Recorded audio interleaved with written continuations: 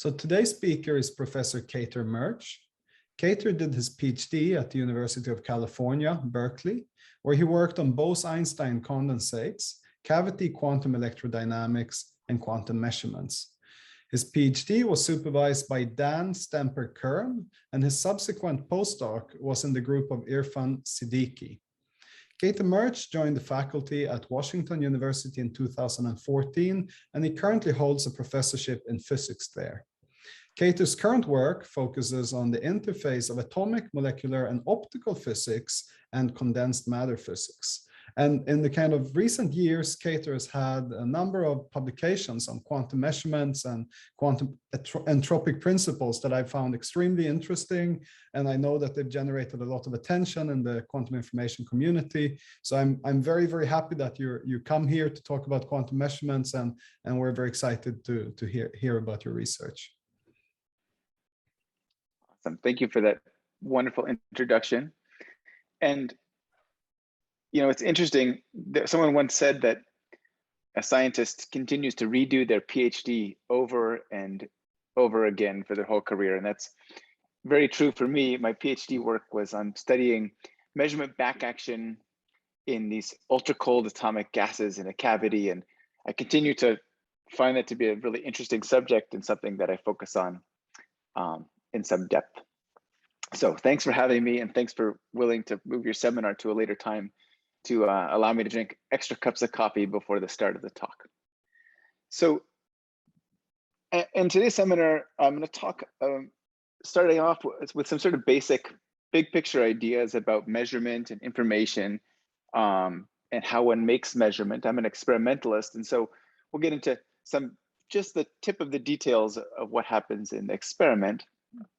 And we'll make that a sort of an introduction to general ideas in measurement and quantum trajectories before jumping onto a more specific discussion of a recent project that we completed in collaboration with my graduate student, Jonathan Monroe, and theory collaborator, Nicole Younger-Halpern.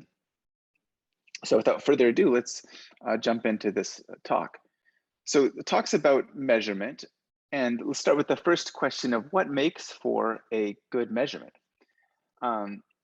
And I'll introduce that with a counterexample, which is that of a single photon detection with a single photon counter. So a single photon counter, you have a photon, it's traveling along, and it gets absorbed by the detector, giving rise to a click. And that's good in that you're hopefully able to detect that photon with high efficiency, but it's bad in that you have to completely destroy the photon in that detection. And so one might say that that's a back action on the photon, an effect due to the measurement. And I would argue that that's more back action than you need to detect a single photon. And so when I talk about a good measurement, what I mean is a measurement that causes a minimum amount of back action mandated by the structure of quantum mechanics. So it ultimately has to do with the Heisenberg uncertainty relation, how information gained interplays into back action on the system. So we might call that information back action. So throughout this talk, we'll be talking about spin half, which is arguably the simplest quantum system you can consider. And of course, it's a simple system I space most of my research on. So let's just run through a simple example of how this plays out with spin half. So let's say I prepare a spin half system and spin up. That's the ground state, so it's a spin up along the z-axis. We can describe that state with the Pauli expectation values. The expectation value of sigma z is +1. Expectation value of sigma x is 0, and you can visualize this on the block sphere very nicely. It's just a vector pointing up, and so you can see that the x component of this state is 0. Now, we're allowed to make a measurement of this spin in any basis that we care. So let's say that we measure the x component of the spin. And when we do so, we'll get one of the eigenvalues of the operator. And so in this example, we get the eigenvalue +1, which means that the state of the spin is now up along the x-axis. And so if we look at that on the block sphere, we see it's pointing along the x-axis of the block sphere. And you can see that the expectation value of sigma z is 0, and the expectation value of sigma x is 1. And so two things are happening in this very, very simple measurement example. The first is that we've changed the expectation value of sigma x from 0 to 1. Similarly, we've reduced the uncertainty in the measurement outcomes of the x component of the spin. And that's the information gained about the system. But at the same time, we've performed some back action on the state. We've changed the expectation value of sigma z from 1 to 0. And that's really a consequence of the incompatibility of the observables x, sigma x, and sigma z. And that might be cast in terms of the Heisenberg uncertainty principle at play in this very simple example. Now, that's what we mean by a good measurement, one where that interplay between information and back action is at the very limit mandated by the structure of quantum mechanics. And in order to realize these types of measurements experimentally, we have to perform what we call indirect measurements. That is, you could ask, how do we lay our macroscopic classical hands on the delicate quantum states of these systems? So this picture shows me holding one of these transmon circuits in gloved hands, and obviously holding it in gloved hands is not careful enough. We have to be exquisitely careful in order to manipulate these states without destroying them. And so the approach to performing a indirect measurement is actually to break the measurement process down into multiple steps. So what we do is we want to conceptually entangle our quantum system with another quantum system that we call a pointer system. And then we'll let that pointer system propagate away from the quantum system and detect it with some sort of classical meter. Now, the process of detecting the pointer can be as messy and destructive as we like, so long as it's separate from the interaction of the quantum system and the pointer. In this case, the back action on the quantum system only arises due to the collapsing of the entanglement between the quantum system and the pointer. And that gives us measurements that are, well, indirect because we've separated the process into 3 steps, but also can perform at the absolute limit of what's mandated by quantum mechanics. Now, it turns out that when one performs these indirect measurements, they turn out to be what we call weak measurements. That is, the quantum fluctuations of the pointer, which itself is a quantum system, start to come into play. And they will tend to obscure information about the quantum system, leading to partial measurements or weak measurements where you don't completely collapse the state of the quantum system in a given measurement interaction. And so that's the quantum fluctuations of the pointer. If it's states of light, we're talking about shot noise of individual photons or vacuum fluctuations equivalently. So coming back to our example of spin half, well, last time we saw this spin half system, it was pointing up along the x-axis. So what happens if we make a weak measurement of this spin half system in the z basis? Well, what happens is we can end up with a measurement result that doesn't completely collapse the state into one of the eigenstates of the sigma z Pauli operator, but in fact just causes a small perturbation on the state, learning partial information about the z component of the state rather than completely collapsing the wave function. That's what we mean by a partial or a weak measurement. It doesn't fully project the state onto its eigenstates, and we'll use this type of weak measurement throughout the talk. Okay, so that's the basic, very basic idea of quantum measurement, indirect measurements, and weak measurements. Let's dive a little deeper into the type of experimental architecture that allows us to perform these measurements in the experiments these days. And the architecture in my group is the circuit quantum electrodynamics architecture. Okay, so it consists of a qubit, very simple 2 quantum levels, and we dispersively couple that qubit to a single mode of the electromagnetic field. That's something we call a cavity.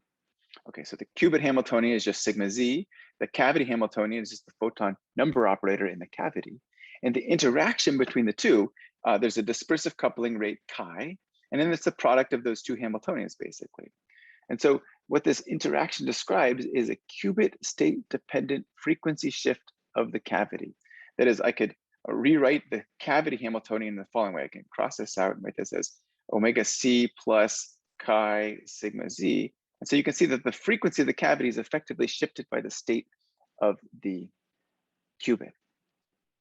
Okay, So in experiment, what this is it's a superconducting aluminum circuit patterned on a piece of silicon embedded in a microwave frequency waveguide cavity. And we can cool the system down to dilution refrigerator temperatures. And really, all I have to think about is this very simple architecture here. Now we're allowed to drive the system, so we can drive the qubit to create some additional qubit Hamiltonian by just creating a microwave drive at this resonance frequency. And we're also allowed to probe the cavity. That is, we can imagine sending a microwave signal in through this microwave cable that connects to this port here, and the signal will come out the other side, and that signal will carry information having to do with the transfer function of the cavity, which ultimately will tell us information about the state of the qubit inside the cavity. So it's convenient to express the type of light that we probe the cavity with in the coherent state basis. So this is the 2 quadrature amplitudes of the electromagnetic field in the transmission line that couples to the resonance frequency of the cavity. And what I've drawn here is just a coherent straight state, a displacement of the vacuum along a certain axis, the I quadrature of the electromagnetic field. So what happens when this light probes the cavity? Well, depending on the state of the qubit, it'll acquire a phase shift because the frequency of the cavity depends on the state of the qubit. And so in this case, you can see that if the qubit happens to be, for example, in the ground state, the phase shift is slightly counterclockwise. And if the qubit happens to be in excited state, then the phase shift is slightly clockwise. And so now the phase shift, or equivalently the Q quadrature of the electromagnetic field, contains some sort of partial information about the qubit state. And that's how we measure the quantum state of the qubit. And this measurement architecture is in fact employed almost universally in all superconducting qubit processors to realize high fidelity single shot readout, which is a critical piece of using these systems as quantum processors. But I want to get into the region where we're discussing weak measurements and measurement back action and uncertainty principles. And so we're going to look at this in some detail in this talk today. Now, to understand this measurement a little more carefully, what I'm going to do is calibrate the measurement. So I'll prepare the 2 eigenstates of the sigma z Pauli operator, that is the ground state and the excited state of the qubit, and then measure, probe the cavity, and then I'll digitize and the Q quadrature of the signal. So just measure what is the Q quadrature of the signal transmitted in the cavity. Okay, and so basically I'll prepare one state or prepare the other state and make these measurements. Each measurement I make samples from this joint distribution here. Well, if I prepare one of the states, it samples from one of those distributions. And so I repeat many times to get a histogram of possible Q quadrature values given the 2 preparations. Okay, so when I prepare the excited state, I get a distribution here that seems to be centered at +1. And when I prepare the ground state, I get a distribution here that's centered at -1.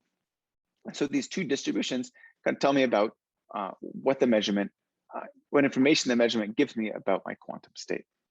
Okay, so Q is proportional to sigma z, but it has these fluctuations here, has a poor signal to noise, and that fluctuations comes from these the fluctuations of the electromagnetic field, which is ultimately due to the vacuum fluctuations of the electromagnetic field. So this is sort of a fundamental quantum fluctuations that are showing up in our measurement.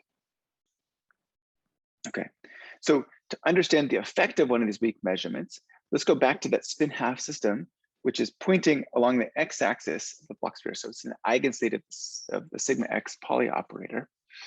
And we probe this system with a coherent state. We digitize the output quadrature of the signal.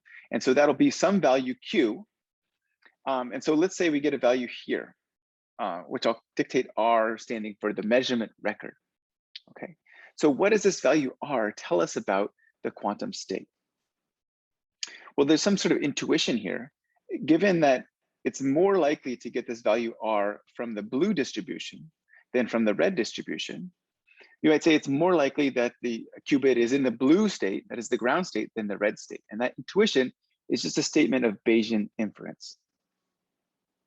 And so you can imagine that given this measurement, it's actually more likely the qubit's in the ground state than the excited state. Now, one can actually go through a very careful Bayesian argument using Bayesian statistics to exactly describe the measurement outcomes and the back action on the quantum state. It works perfectly. So Bayes' law applies beautifully in this case. But it's more customary to use a more formalism to describe the effect of these measurement interactions. And that's achieved with something called Kraus operators. So a Kraus operator is really just a weighted sum of projectors. So in our case, there's two possible projectors, projection onto the ground state or the excited state, and a measurement outcome R corresponds to a weighted sum of those two projectors. So the weighting here happens to be a Gaussian factor. So that means that when I make a measurement, I end up not in one state or the other, but it's weighted sum of the two. I end up at some superposition of the ground or excited state. Okay, so the way these Kraus operators work, well, you just apply the Kraus operators to the quantum states to get the new quantum state given conditioned on that measurement outcome R. And so if we're talking about the quantum state in terms of a density operator rho, we basically just apply these Kraus operators to the quantum state to the density operator from both sides, and we have to then normalize by the probability of that measurement outcome. So given a quantum state rho, we can just use these Kraus operators to then determine the new quantum state conditioned on the measurement. Okay, so this brings us now to this topic of quantum trajectories, where imagine we take this signal and we then repeat the measurement again and again in every instant of time. So what happens is we're detecting the Q value as a function of time, and it's a noisy signal, which we digitize into discrete time chunks, maybe 1 per nanosecond.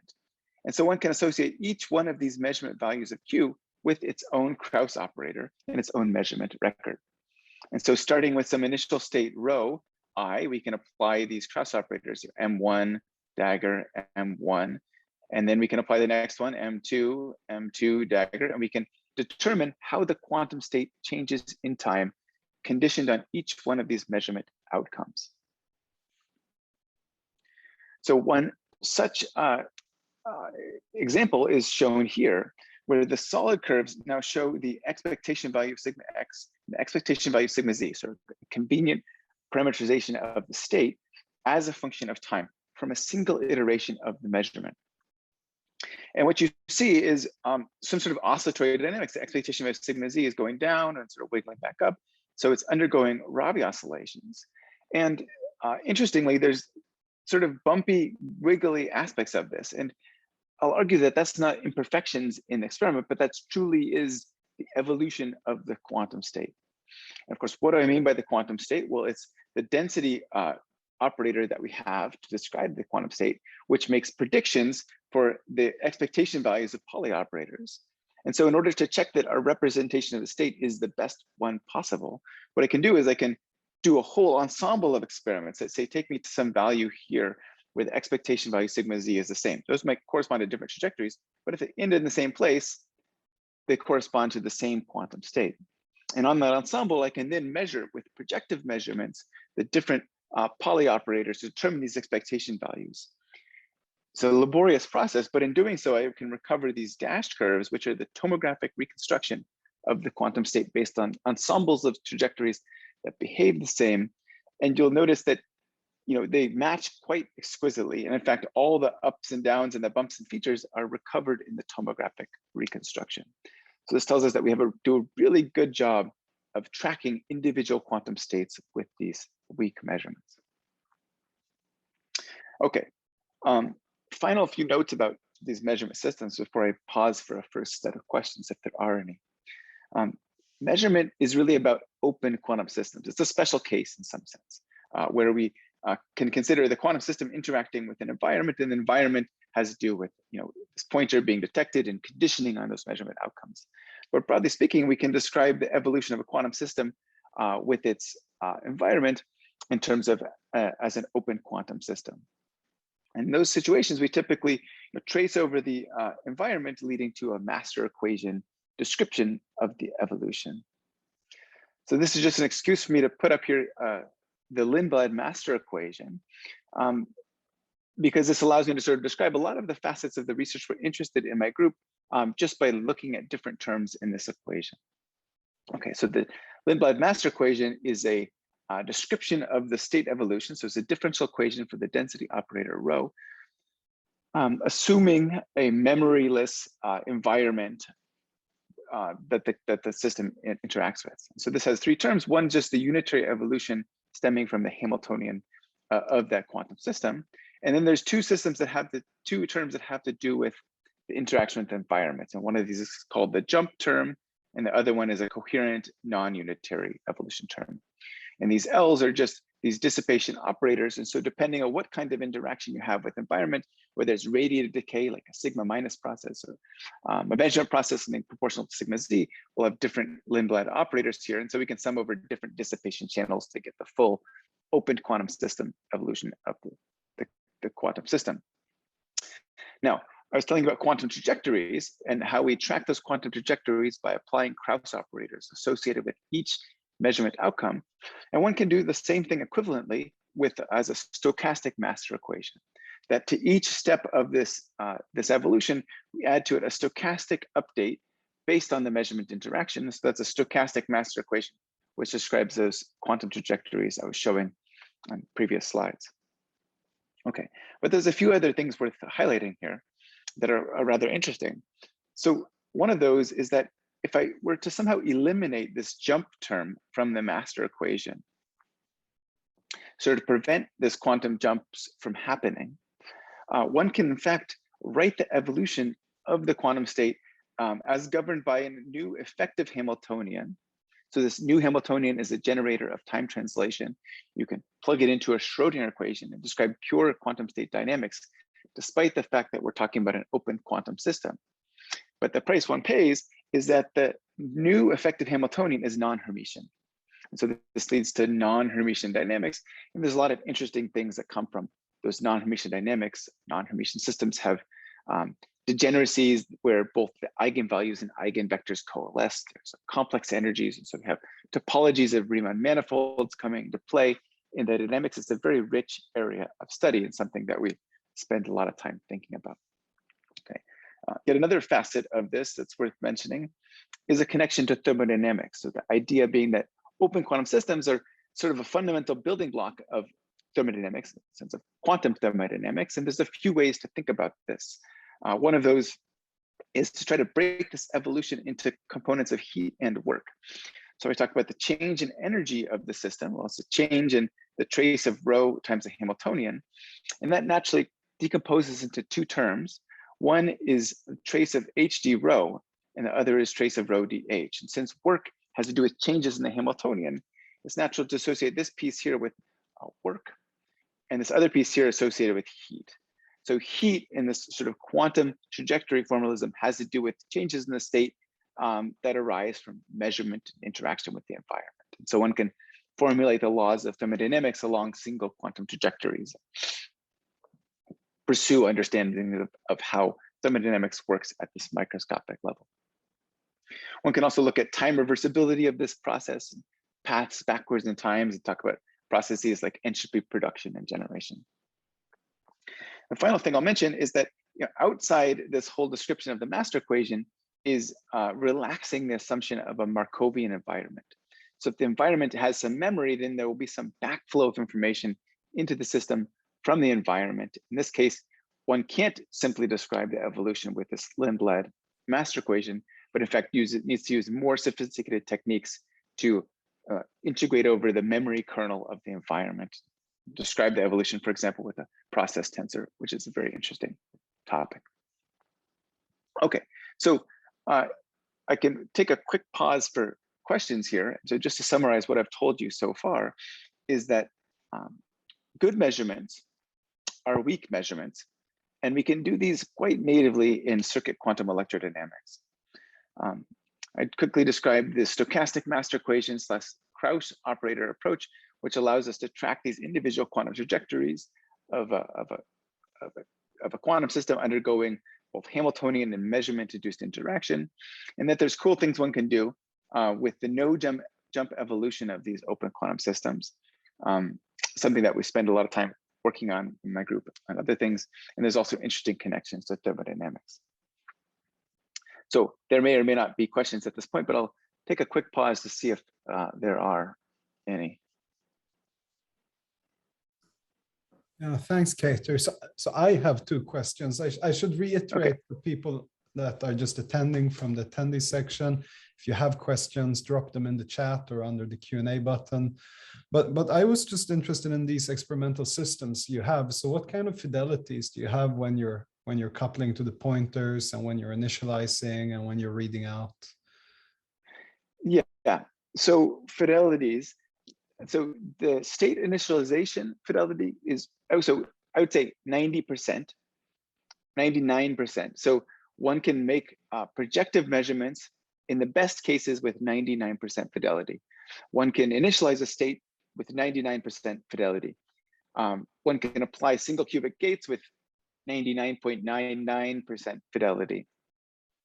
But when one's talking about weak measurements and maintaining that pointer state that we have, the fidelity or the quantum efficiency that we achieve is at best 50%. There may be a few experiments out there that push us up to 80 or 90%. But the challenge is it's really hard not to lose any of those photons before the signal gets to some sort of classical detector. And so that measurement efficiency limits the ability to use continuous weak measurements and feedback approaches to control the quantum state. And that's a limitation that's really hard to get up to improve upon. Okay, well, thanks. Why is it really hard? It's hard because we come up against the physical constraints of the apparatus. That is, our qubit is, it's a microwave box, and we have to connect that to some sort of detector by way of microwave cables. Mm-hmm. And there's a few necessary circuit components just to get from point A to point B. One of those is a circulator.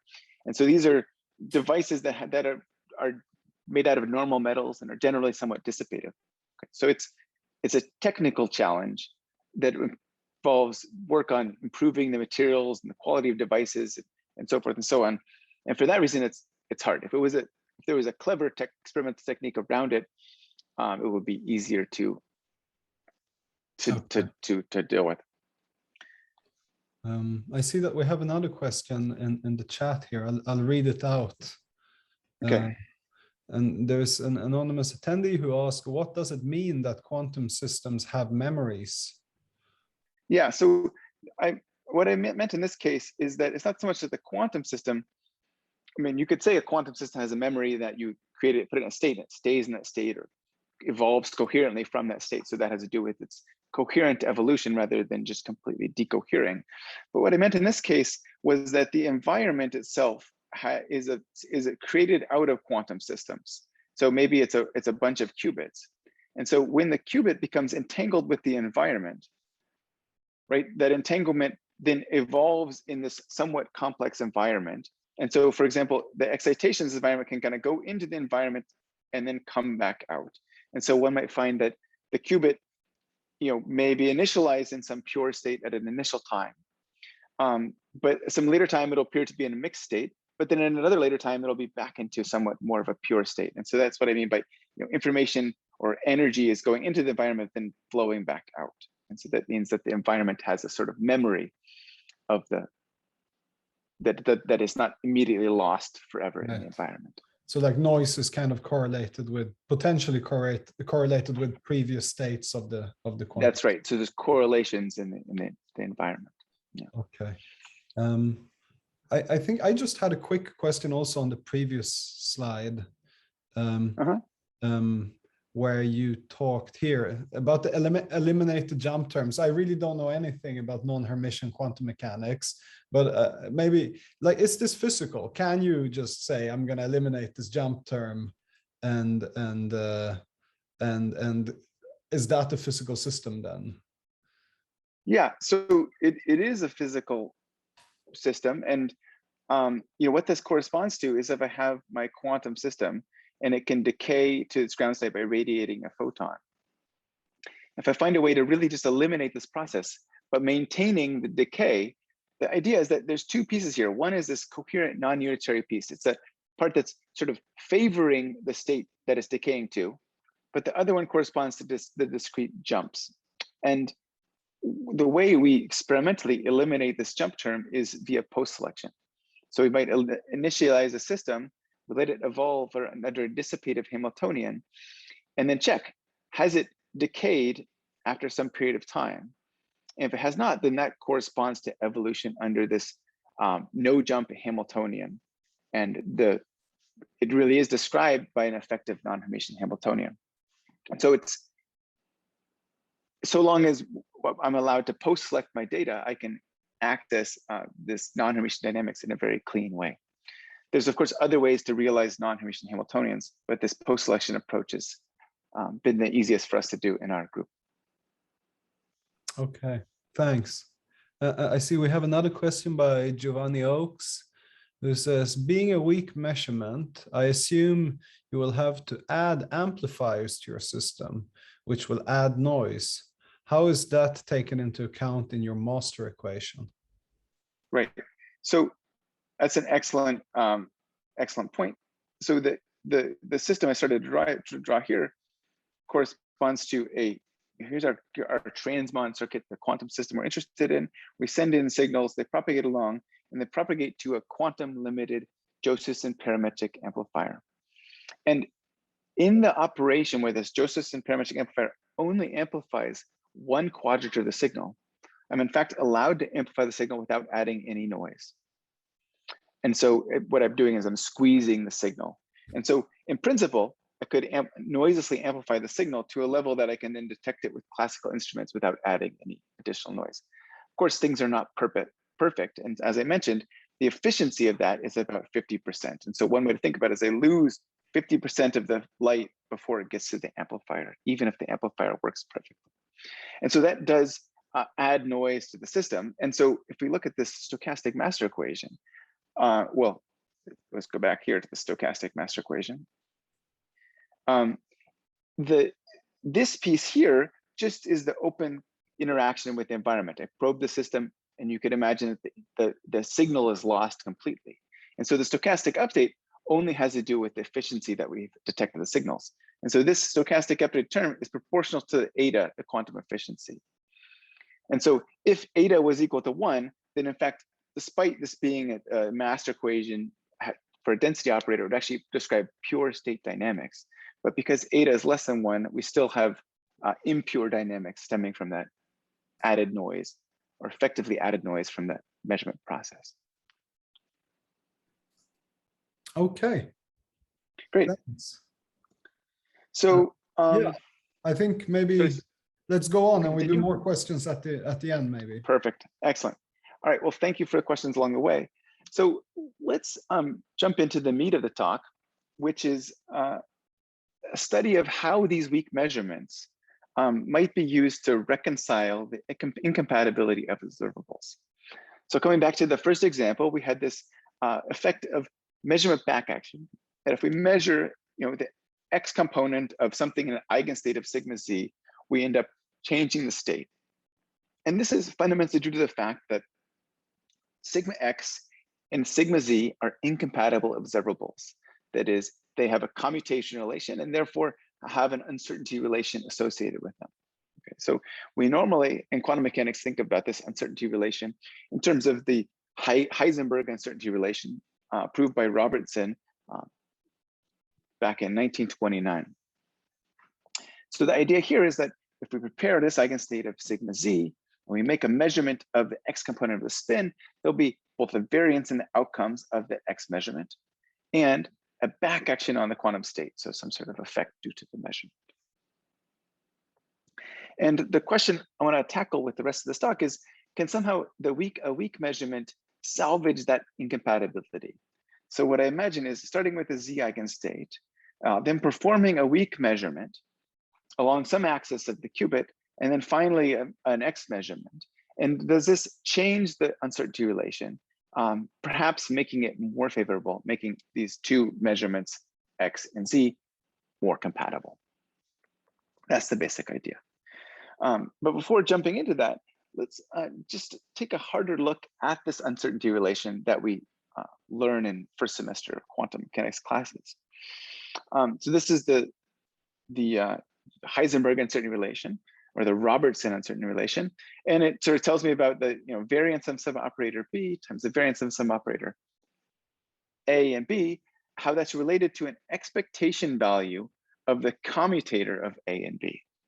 Now, the variance of these things, this will depend on the quantum state of the system. So depending on what state you put in, you might end up with different variances for these operators. But you might expect that them to be bounded only by properties of those operators themselves. But in fact, this uncertainty relation requires us to take an expectation value of the commutator of these two operators in order to determine the uncertainty relation.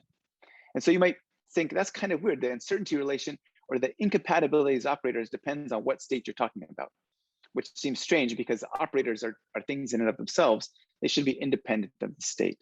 And so the biggest problem with this uncertainty relation is that it somehow depends on what state you put into it, both sides of the equation. But there are other issues having to do with the values one gets here depend on how you label the eigenvalues. You can have situations where you have a non-zero uncertainty relation, even though you're talking about simultaneous eigenstates of those two observables, and so forth and so on. And so due to some of these limitations, there's been a push to reformulate uncertainty relation using entropies, so-called entropic uncertainty relations. Okay, so a restatement of this uncertainty relation using entropies is the following. We have the entropy associated with operator A. So choose a quantum state. We determine the probabilities of getting the eigenvalues little a of this operator A, and we can cast those probabilities in terms of entropy. So there's an entropy of operator A. This is bounded, these entropies, the sum of these two entropies for operator A and operator B are bounded by something that has to do only with the properties of the operators themselves. So take A tilde and B tilde, two eigenkets of those operators A and B. Choose them to have a maximum overlap. So then look at the overlap, look at this overlap of those two things and take the negative logarithm of that. So this thing here is some sort of mathematical quantity that just has to do with the structure of those of those operators. Okay, so this is an entropic uncertainty relation. So let's just dump into this entropic uncertainty relation with our system of spin half and study exactly how this comes out to play in our experimental system. Okay, so we'll let this A operator be sigma z so we can proceed from there. Okay, so in order to measure this sort of very simple entropic uncertainty relation, what I'll do is I'll prepare my system in a z eigenstate, and then I'll make a measurement of a different operator, and I'll call it a theta measurement. And what this is some operator at some other axis of the block sphere. So if I set theta equal to pi over 2, it's a measurement of x, but I could choose any axis of this measurement along in the xz plane. Okay, so I'm going to measure the entropy of these two terms. And of course, since I prepared an initial eigenstate of sigma z, this first term has contributed to 0 entropy. I'm always going to get the same measurement outcome there. So really, it's just the entropy of the second measurement.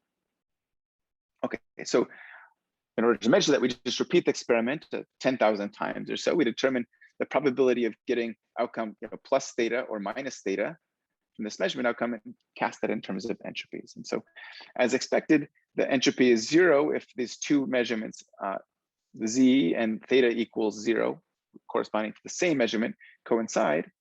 But as I go to a place where the two measurements are maximally incompatible, where theta equals pi over 2, we see that I get 50-50 outcomes corresponding to 1 bit of entropy. So very simple manifestation of the fact that these two measurements are incompatible. Okay, and so those entropies are then bounded by the overlap of the eigenstates of those two operators, which is quite simple to calculate just from the choice of, say, two eigenkets of these operators, determining the overlap between those two, which turns out to be like 1 plus or minus the cosine of that angle. And so the bound here is shown in the dashed line, and we can see that we're not breaking this entropic uncertainty relation. The bound is tight for theta equals pi over 2, but there's some is not tight in these other cases here. So it's very similar to what one sees with the Heisenberg uncertainty relation. Of course, this relation is effectively equivalent to that. So now the goal is to change this relation slightly with a weak measurement. So I'll take the same initial Z eigenstate. I'll make a weak measurement, and here I'm just going to show you, at a particular angle, theta equals pi/4, and then I'll make a final projective measurement along some axis theta f. So there's two angles to keep track of. The first one is the angle of the weak measurement, theta a, which I'll just set to pi/4, and the second one is this measurement of theta f, which is like theta, my measurement angle before. So this could be, if it's pi/2, I'm talking about a maximally incompatible measurements, z and x. Okay, so the weak measurement, of course, adds a lot of interesting physics to the system, and that's the whole purpose to give this talk. As I showed you before, the weak measurement is performed using this sort of weak pointer system, where we probe the cavity with a electromagnetic field. Point is that the outcomes of the weak measurement are a continuous variable quantity. And so, in fact, what we do in the experiment is we actually sample that in a digital way. So we sample this with a certain resolution, in fact, like a 5-bit resolution. And so, although it's a continuous variable entity, we end up discretizing it into specific discrete values. And so we'll call those J. So J is the discretized version of my continuous measurement record R from the previous work. Okay, so I want to measure the joint entropy of these two measurements, A and F, because I'm now making two measurements. And so there'll be more entropy associated with that. Okay, so the way to think about that is if I start off with a state rho, I make an A measurement, which has any one of 2 to the 5 possible outcomes. And then I make the F measurement, which has 2 possible outcomes, +1 or -1, because this is a projective measurement. And so I now have a joint entropy of the probability of getting measurement J and measurement outcome F from the final measurement. Okay, so that's some joint entropy that I can measure experimentally with a suitable amount of time and effort. Okay, now it's a little unfair though, because this joint measurement is going to have generally more entropy because the outcomes J, there's lots of outcomes associated with this thing, 2 to the 5 possible outcomes. So that itself adds about 5 bits of entropy to the process. And so to be fair, what I'm going to do is I'm going to subtract the entropy of just the A measurement, study how does the A measurement affect the joint entropy of the two measurements. So I'm just taking away the entropy associated with the fact that I use this continuous variable state to probe this system. Okay, so what I see here is, here's the original entropy I had associated with just a final projective measurement, no weak measurement at all. That's what we saw in the previous slide. And here's now the entropy of this joint measurement where I make a weak measurement at this angle theta A equals pi/4, followed by a final projective measurement. And what you see is that there's a place here where I've reduced the entropy below what one has without the weak measurement at all. And so in some sense, you could say that in this range here, the weak measurement is reconciling the incompatibility of these two observables due to some aspect of its back action on the state. And what's going on here is that the measurement itself changes the quantum state at the ensemble level. And so in the most basic way, if I take this state here, pointing along the x-axis, and I make a weak measurement of the quantum state, well, I'll make some small change in the state. And averaging over an ensemble of those measurements, I average over an ensemble of different states here, I end up with just a state that's where the off-diagonal elements have been reduced, the average of lots of different states corresponding to a weak measurement of that state. And so in this case here, what's happening is that we start off with our state pointing along the z-axis. That's my eigenstate of sigma z that I initially had. What this theta A measurement does is it reduces the off-diagonal elements of the density that state expressed in that basis. And so what this does is it leads to a new state that maybe points along this axis here. And so even though the state is just dephasing, it's an ensemble dephasing effect, it causes a rotation in the quantum state, bringing it closer into agreement with the final theta F measurement. And so that'll salvage the incompatibility between the initial Z eigenstate and the final theta F measurement. Okay, so that's kind of a little dive into the physics of why the weak measurement seems to salvage the incompatibility between the two A and F, Z and F measurements. But what dictates the extent to which this weak measurement can salvage that incompatibility? That is, what is the physics that bounds these two entropies?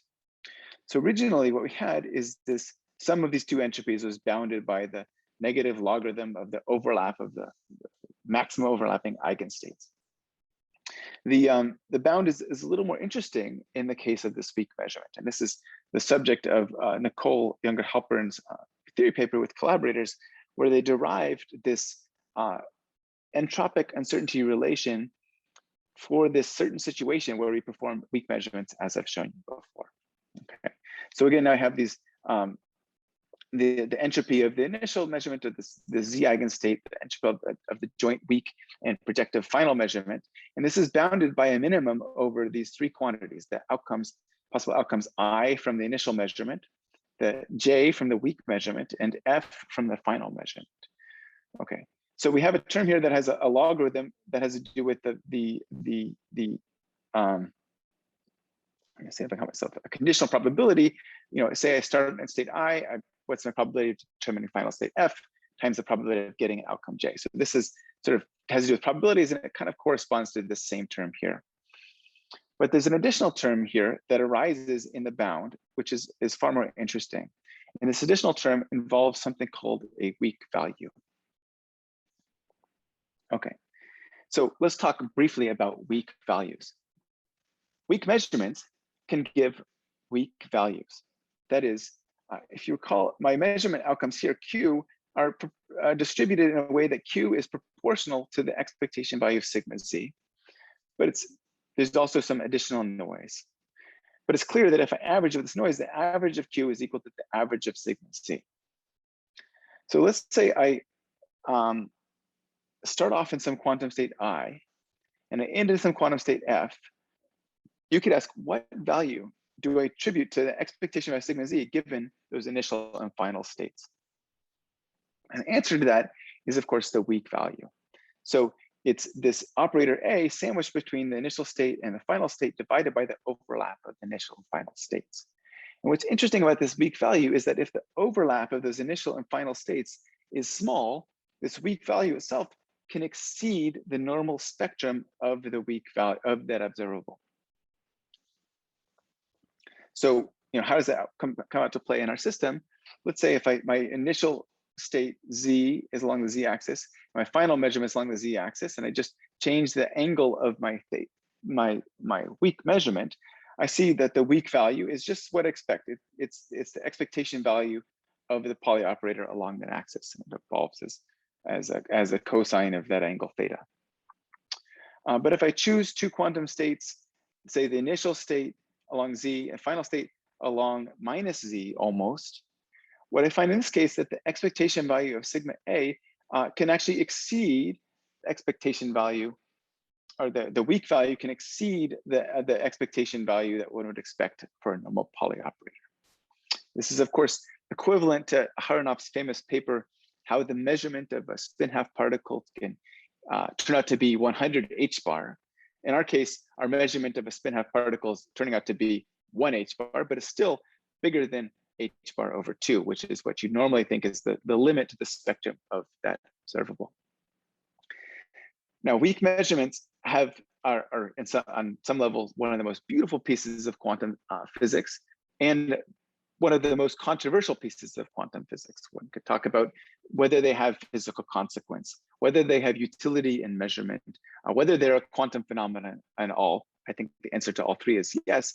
But what I'll show you is that in this case, the weak value takes on a very clear physical meaning in that it plays a role in setting the bound of an entropic uncertainty relation describing the incompatibility of two observables. Okay, so now to the final pieces of the story. We laboriously measured every term in this bound. So what I show here is the entropies. Now this term HI is always 0 because we always start with a Z eigenstate. So as I tune the angles of the A measurement and the F measurement, I'm looking at the entropy of this, this term as a function of those two angles. And that's shown here. We can understand all the features of this, this data based on the sort of the geometry of the system and the measurements, and the strengths of the measurements, and why things are twisted in a certain way. A lot of details that I don't have time to address here. Okay, so that's the entropic part of the uncertainty relation. Now for the bound, we have to make a lot of measurements. We measure these conditional probabilities. We measure the weak value by preparing these states, measuring average values. We measure this coupling constant G, which has to do with properties of the pointer system. And what one does is one has to take all these quantities here and then minimizes over these three indices, I, J, and F.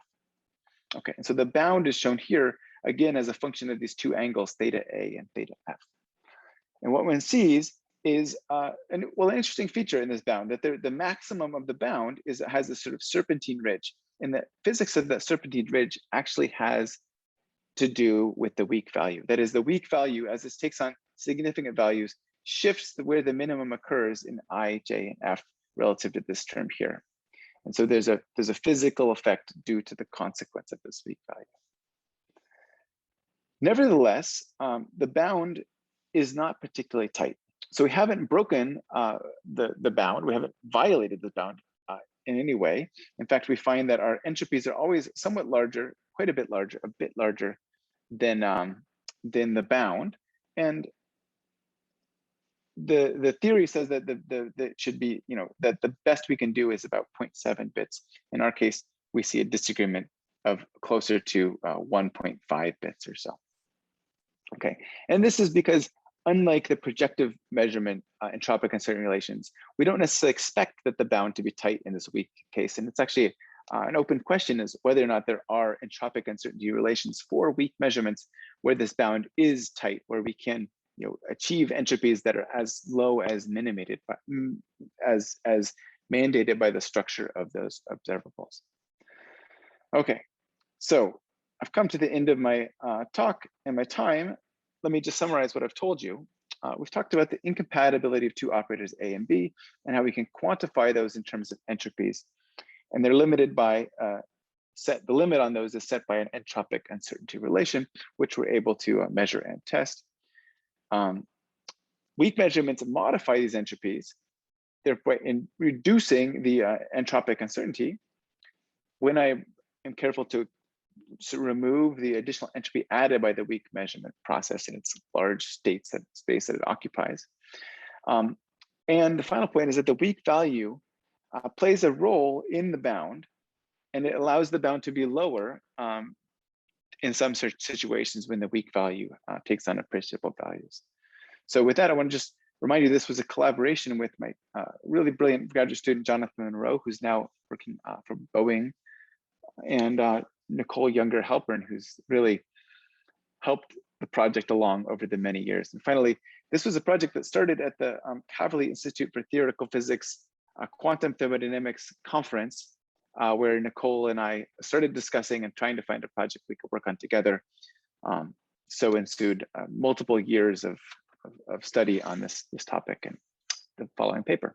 So thank you all for your attention, and I'm happy to take any questions if there are here at the end of the talk.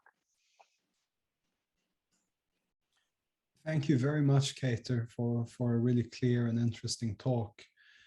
Again, I'm going to repeat, if anyone has a question, please drop a line under the Q&A button, and then we'll read the question out loud, or you can come onto the panel and talk to us here.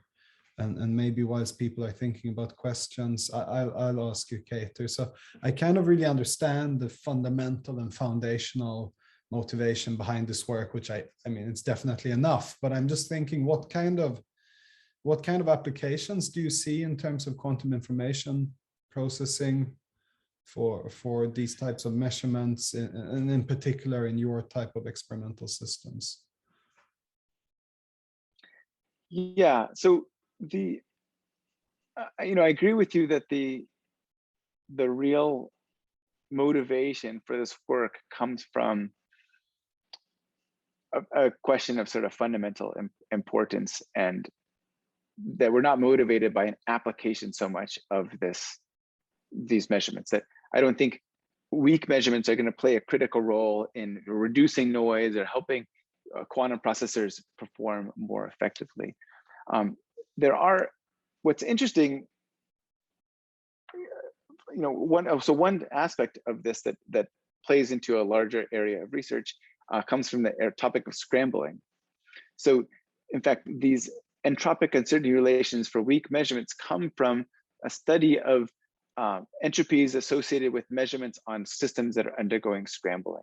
And so the idea is that by extending these techniques of weak measurements and studying entropies, we can use that on many body systems to understand aspects of quantum information scrambling in those cases. So in that case, I think this work forms a basis for techniques that can be applied to those much more highly entangled and interesting open quantum systems, many body systems. So have people done measurements of like quantum scrambling? Is that something that people measure, or we're not quite there yet experimentally? Yeah, so we're at the brink of this experimentally. There's a paper from Irfan Siddiqui's group where they used a set of multiple superconducting 3-level systems, so very similar architecture to ours, but multiple of those, and they were able to start studying aspects of quantum information scrambling in this superconducting Q-trit processor. I think there's also work in cold atom systems that I'm not as familiar with. So it's a topic of very high experimental interest and theoretical interest. And so the hope is to maybe apply some of these techniques to those systems. Because I guess for scrambling, you need to do 2-3 weak measurements maybe to get a non-vanishing correlator. So I guess your success probability is going to be like 50% to the power of 3 or something like that, or how does this? Right, which is not terribly hard. So yeah, the details of the scrambling work and so forth, I have to refer to this the theory paper from Nicole Younger Halpern. I'll just pull up the reference again if I can,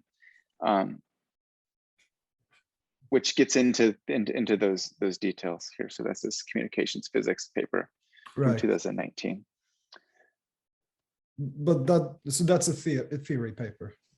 It's at that point that sort of work using weak measurements to understand scrambling, still a theory prospect. Thanks. I think so. We have a question in the Q&A section now.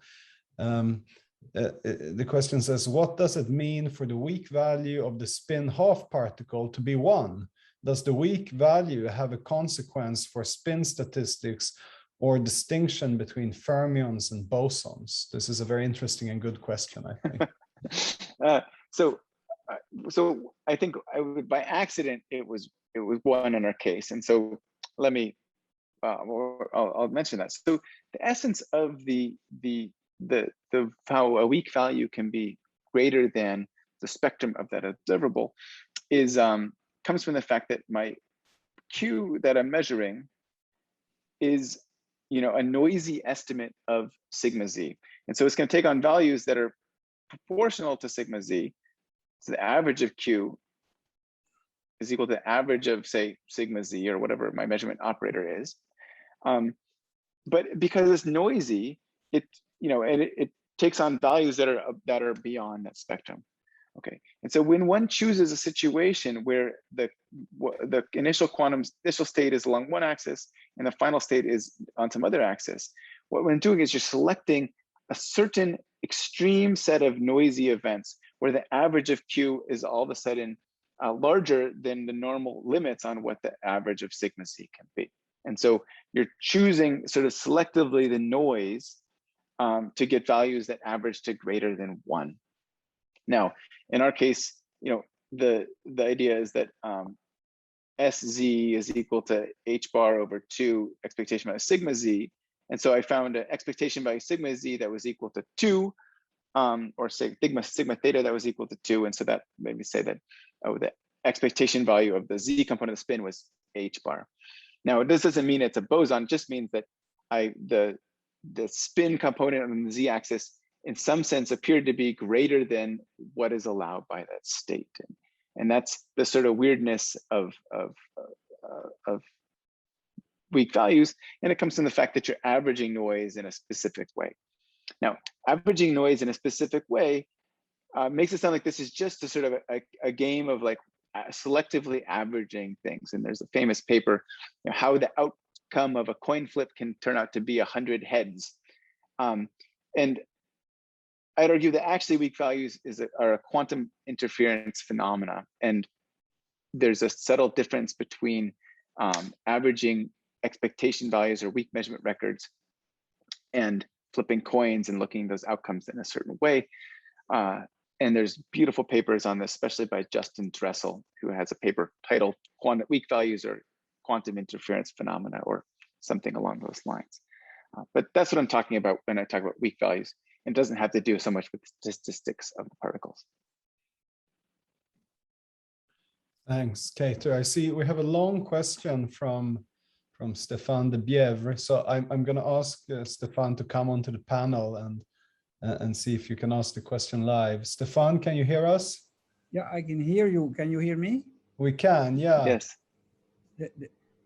Yeah, there may be some noise actually because I'm in a noisy place, but I joined the talk very late actually, and so I still allow myself to ask a question. Maybe you talked about it before I arrived. So I enjoyed the talk very much. I have a question that I actually wrote into the chat.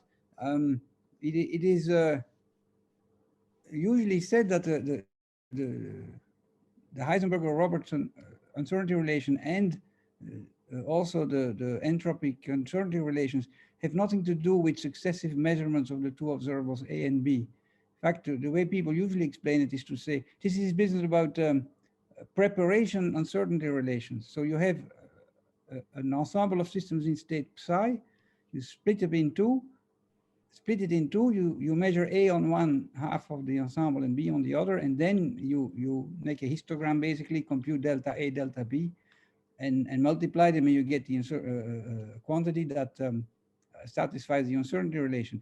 But this is not the same thing as saying something about what happens in successive measurements. You seem to say that there is some way to interpret things in terms of successive measurements, and I would like to see if you have some comments on how you see that or what your point of view is on that. That's an interesting question, and thank you for that. And I think that in our case, the two are equivalent, but it does call into, it does make me want to know if where the role of successive measurements fits in with this sort of, do this on this ensemble, do this on a different ensemble.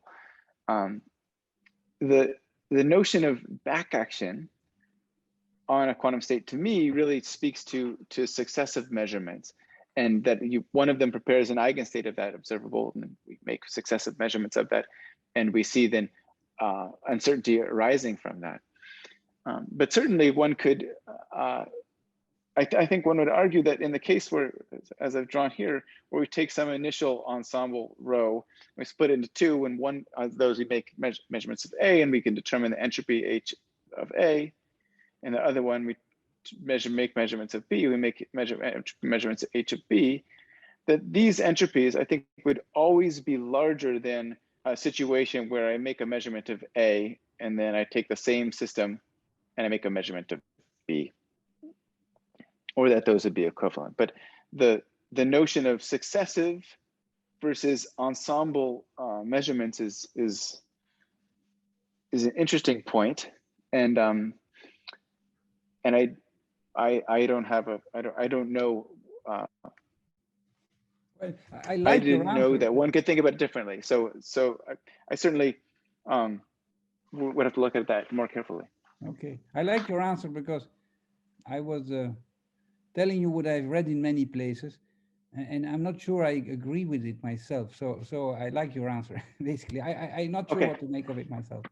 So thank yeah, you. I think one could create an argument where where you might be able to make a statement about a bounding of entropies measured in this way and entropies measured in this way. And my hypothesis is that these entropies are greater than entropies measured in this other way, or that they're always equivalent. But that'd be a very interesting thing to look into. So thanks for that. Okay, thanks.